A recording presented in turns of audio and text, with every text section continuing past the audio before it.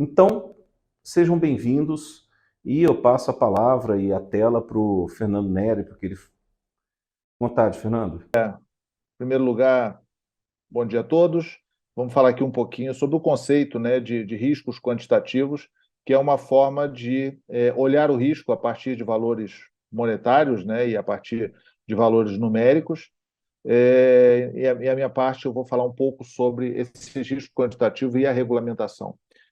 O princípio de riscos, né, começou a ser adotado pelas empresas ali na década de 80, de 90, já era adotado militarmente na década de 50, e sempre com um modelo, né, baseado naquela matriz de risco que a gente conhece, normalmente 5 por 5, que tem lá o risco muito alto, alto, médio, baixo, muito baixo. Isso aí traz um desafio, primeiro porque a avaliação qualitativa, né, o que é um risco muito alto é diferente para as pessoas. Você precisa primeiro fazer uma equalização do entendimento para que todo mundo passe a utilizar a mesma régua, a mesma escala para avaliar o risco.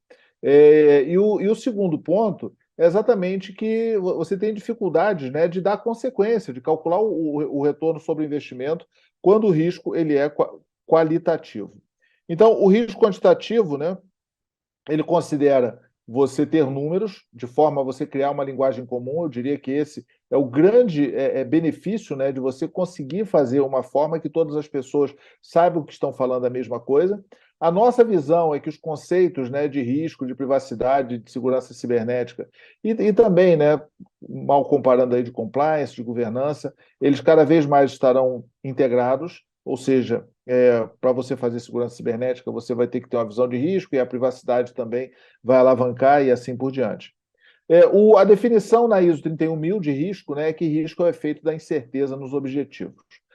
Nós vamos ver aqui que cada vez mais nós vamos ter que conviver com incertezas, cada vez mais nós teremos incertezas. Então, gerenciar risco é gerenciar incerteza. Só que o próprio nome, né, da incerteza diz, talvez há alguns anos atrás as mudanças fossem menores, mas eu vou mostrar para vocês aqui que o maior investimento global feito em riscos, ele sofre da incerteza. Eu vou mostrar dois exemplos aqui para vocês. Então, o conceito é, você tem um conjunto de riscos, esse conjunto de riscos, né, hoje, cada vez mais a visão de gestão integrada de risco, no qual você junta no mesmo pacote, né, o risco de mercado, o risco de crédito, o risco operacional, o risco cibernético no mesmo pacote. Você faz o tratamento do risco e você tem um conjunto de controles, e a partir disso você tem um novo cenário de riscos, e obviamente isso aí pode ser um processo contínuo, um processo cíclico de melhoria, né, da gestão de riscos, né? Então, existe um ponto, né, que poderia ser o contrário, que é quando você vai explorar um risco, explorar uma incerteza. Então, por exemplo, quando você fala, tem o risco de chover. Muito bem, ok. Quando você fala que tem o risco de chuva, esse risco pode ser negativo, mas para o cara que vende café e pão de queijo no aeroporto, para ele é maravilhoso, porque ele vai vender mais café e vai vender mais pão de queijo na hora que você tem uma tempestade e os voos param ou atrasam e assim por diante. Então, a incerteza ela pode trazer, normalmente, na maior parte das vezes, ela é vista de forma negativa, mas você também tem viés positivo. Nós estamos olhando aqui o lado negativo. Então, quando nós olhamos o risco, né, nós temos o tratamento, só que esse tratamento e esses controles, você, para implementar, você tem um investimento. Você não pode comprar um cofre de R$ 200 para guardar, para proteger uma nota de R$ 100, porque você já perdeu aqueles R$ 100. Se você tem R$ 100 e quer proteger num cofre que custa R$ 200, você já perdeu os R$ 100 e mais ainda.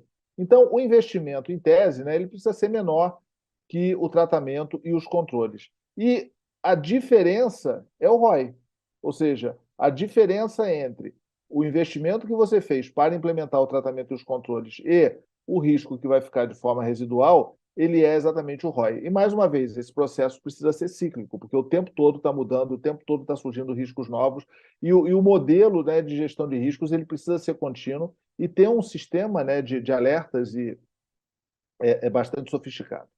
Então, o que aconteceu? A Basileia, né, o BIS, que é o Banco Central dos Bancos Centrais, ele que começou essa brincadeira exigindo dos bancos alocação de capital baseado no risco e principalmente no risco operacional. Porque o risco de crédito e o risco de mercado, eles já geram um valor monetário. Mas como é que você, olhando um banco, por exemplo, você pega, se todas as agências de uma cidade, se tiver um alagamento na cidade, todas as agências ficarem embaixo d'água, como é que eu calculo o risco disso acontecer e como que eu faço a alocação de capital para corrigir isso, ou se as agências pegarem fogo, ou se forem assaltadas, ou se tiverem um outro tipo de problema operacional qualquer, se interromper a telecomunicação.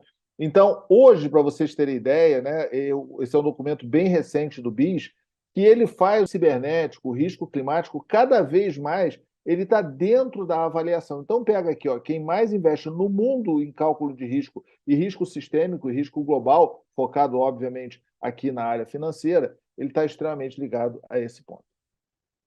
Bom, então, da mesma forma, né, que você pega o regulador dos reguladores, que é o BIS, que olha o cenário financeiro internacional e regula todos os bancos centrais, aqui no Brasil, quando você pega a CVM, quando você pega o Banco Central, eles também fazem a sua supervisão baseada em risco. Eu acho até que a ANPD, uma futura agência de cibersegurança, ele também vai fazer um plano baseado em risco. Se vocês entrarem no site lá da CVM, vocês vão ver que ele tem o plano 2023-2024, mas há vários anos a CVM ela faz a avaliação baseada em risco. Da mesma maneira, as auditorias internas elas estão cada vez mais usando o modelo de auditoria, inclusive incentivado pelo Instituto de Auditores Internos, a fazer uma auditoria baseada em risco. Então, o risco ele está presente em todos os elementos do caminho dos controles, né? A LGPD também, se você olhar a LGPD, em diversos lugares a LGPD ela fala em risco. Não só em risco para os controladores, para os operadores, né, de criar relatório de impacto, de fazer gestão de incidentes, de você ser menos punido em uma sanção porque você fez a avaliação de riscos, né? A necessidade de você ter um plano de avaliação de risco, ou seja, a palavra, a expressão risco, né, está ali dentro. É óbvio que a lei não é um framework, e principalmente aqui no Brasil, se você comparar a GDPR com a LGPD, a GDPR é muito mais detalhada, ela define uma série de conceitos. Aqui no Brasil, não, ou seja, ela não é tão sequencial, ela não tem tantos detalhes, tanto que a NPD tem um trabalho dentro da sua agenda regulatória de fazer essa definição. E também essa questão da exigência de riscos não é apenas para o controlador e o operador. Porque quando você fala risco alto, legal, o que é risco alto? Em diversos locais, a lei fala a questão do risco, do risco alto, do risco à privacidade, do impacto. Como é que você mede isso aí? Então, nós temos aqui que dentro das competências da ANPD está exatamente definir o que é alto risco. E olha só, na agenda regulatória da ANPD, ela tem um dos itens aqui, o item 8 dos 20, definição de alto risco e larga escala. Porque a lei ela torna isso aí subjetivo, e você precisa, principalmente dentro da sua organização, e o risco de privacidade, né, principalmente para quem é B2C, ele é um risco crescente, o risco cibernético também, então as agências reguladoras estão em cima disso.